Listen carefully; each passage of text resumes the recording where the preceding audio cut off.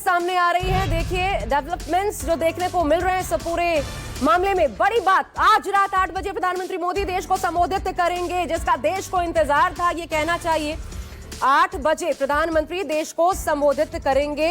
8 बजे ही अक्सर जब भी कोई ऐसी स्थिति होती है या बड़ा घटनाक्रम होता है, प्रधानमंत्री 8 बजे रात में देश को संबोधित करेंगे। और जाहिर तौर पर यह माना जा सकता है कि जो स्थितियां बनी, जिस तरीके से सीज फायर हुआ, क्योंकि आला कमान तक भी, सरकार तक ये बातें पहुंच रही होंगी, उसी से जुड़ा होगा। इससे अलग हटकर कुछ हो नहीं सकता। मैं कुमार गौरव का रुख कर रही हूं। कुमार, आज रात 8 बजे देश को प्रधानमंत्री संबोधित करेंगे। दिशा जाहिर तौर पर इसी से जुड़ी होगी कि सीज फायर कैसे हुआ या फिर हमने क्या अचीव किया, इन तमाम चीजों को लेकर के।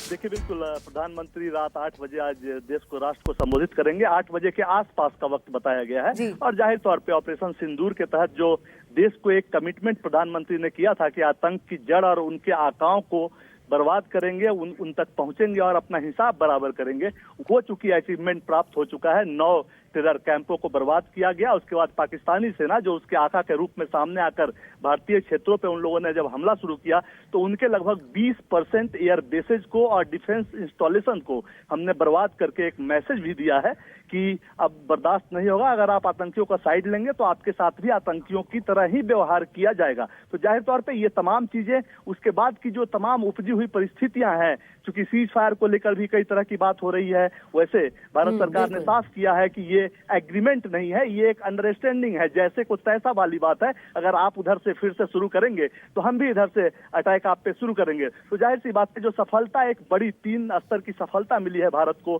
कि पाकिस्तान आपके सामने, एक दुनिया के सामने गया कि आतंक को वो अब भी संरक्षण देता है। वो साफ साफ मैसेज, तमाम तस्वीरें वहां से आई, वो दुनिया को मालूम लगा।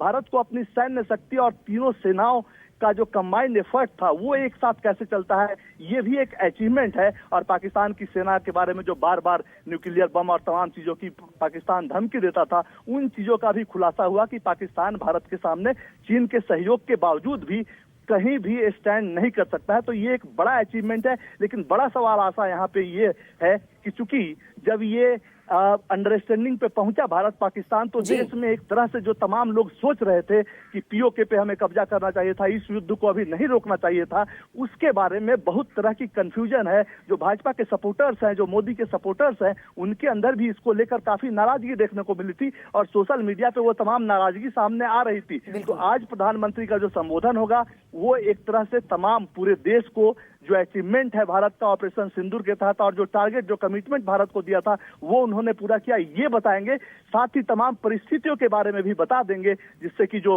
नाराज लोग हैं कि बीच में ऑपरेशन क्यों रुका, आपने अंडरस्टैंडिंग क्यों कर ली पाकिस्तान के साथ, हथियारों का इस्तेमाल क्यों बंद हो गया भारत की तरफ से, तो इन तमाम चीजों पर से पर्दा उठेगा। और बिल्कुल, और ये बिल्कुल आना भी चाहिए, क्योंकि देश ये जानना चाहते हैं आखिर किन स्थितियों में।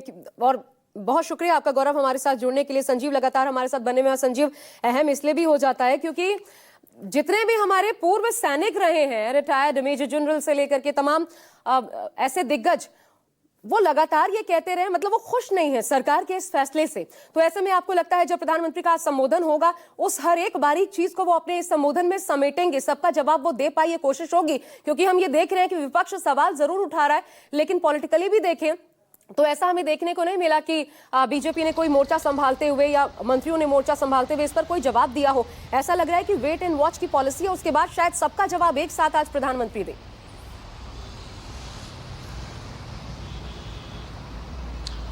जी हाँ, आप उम्मीद कर सकती हैं, क्योंकि ये प्रश्न जो हैं वो अपने आप में जायज़ भी हैं कि हमें पूरी जानकारी दी जानी चाहिए और जो डिटेल्स हैं जिसमें गोपनीयता नहीं जाती है, भंग नहीं होती है, वो डिटेल्स हमारे साथ साझा किए जाएं। तो आज जब प्रधानमंत्री बोलेंगे तो विपक्ष के इस मांग को भी वो पूरा करते हुए नज़र आएंगे कि कुछ ऐसी बातें जो कि वो साझा